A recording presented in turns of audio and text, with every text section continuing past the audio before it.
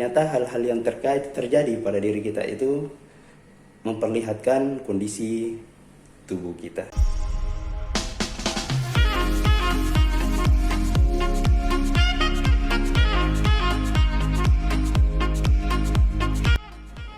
Oke, assalamualaikum warahmatullahi wabarakatuh. Ketemu lagi di channel saya dan Estetika Setiawan. Kali ini sudah menunjukkan pukul 11, hampir pukul 12. Sekarang saya berada di mes salah satu perusahaan. Jadi sini satu ruangan atau satu mes ini ada 4 orang. Kemudian pada saat tidur itu memiliki cara yang masing-masing. Yang lebih uniknya adalah ngoroknya. Saya akan perlihatkan dan saya akan sidak gimana suara ngorok sobat-sobat saya yang lagi di kamar. Ayo kita lihat, tapi jangan ribut ya. Oke, janji ya, jangan ribut.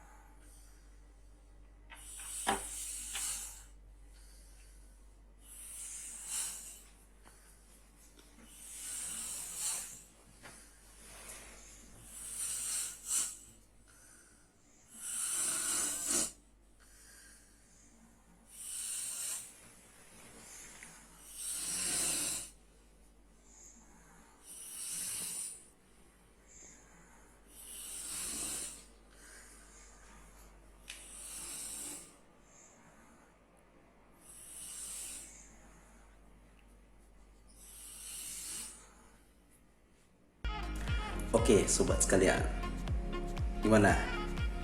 Udah simak kan gimana cara ngorok sobat-sobat saya ketika tidur? Baik, apa yang perlu kita ambil pelajaran dari ngorok ini?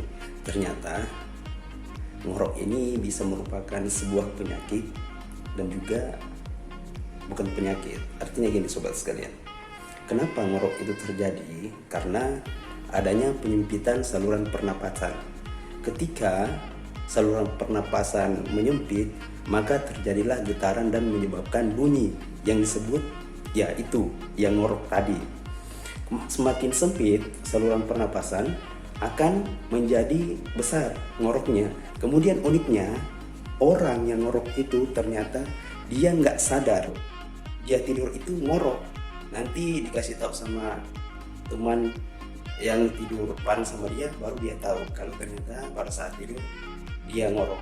Nah, hal-hal yang perlu sobat perhatikan ketika sobat tidur kemudian dinyatakan sobat sekalian ngorok, tanda-tanda yang harus sobat ketahui dan harus konsultasi sama dokter. Yang pertama, sobat tidur kemudian merasa sesak pada saat tidur, itu juga masalah. Sobat harus konsultasi sama dokter. Kemudian yang ketiga, akibat susah tidur karena ada kelainan pada pernapasan, maka sobat wajib untuk melakukan konsultasi sama dokter. Apalagi kalau misalnya sobat memiliki riwayat tekanan darah tinggi.